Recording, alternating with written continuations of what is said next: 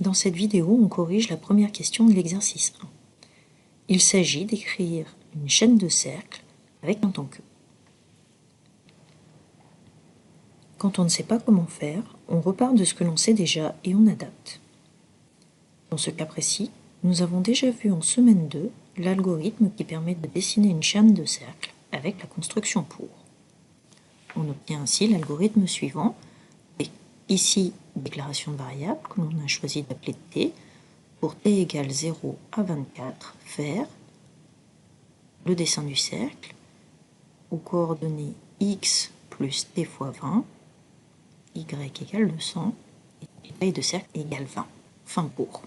Comme nous l'avons dit pendant le cours, le schéma pour englobe l'initialisation, l'incrémentation et la terminaison du schéma. On entend par initialisation le fait que la variable t est initialisée par cette partie du schéma. La terminaison est écrite ici. L'incrémentation est faite au moment où l'on exécute le fin pour.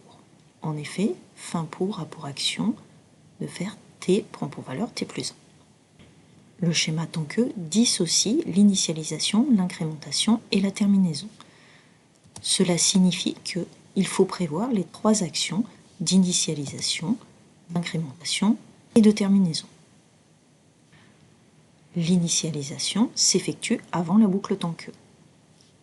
La condition d'arrêt est la même que celle du pour. Et l'incrémentation est aussi la même que celle du pour, mais simplement exprimée explicitement.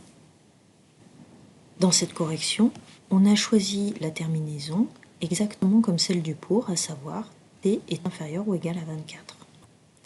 On aurait pu aussi écrire t est strictement inférieur à 25. Vérifiez bien que votre algorithme comporte l'initialisation, une condition d'arrêt et une incrémentation. La suite de l'exercice est une révision des notions précédentes, à savoir le paramétrage.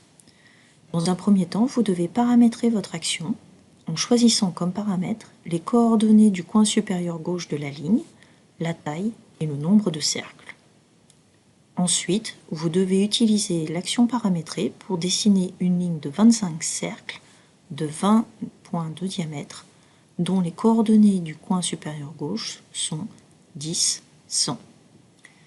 La correction de cet exercice sera donnée dans la vidéo suivante.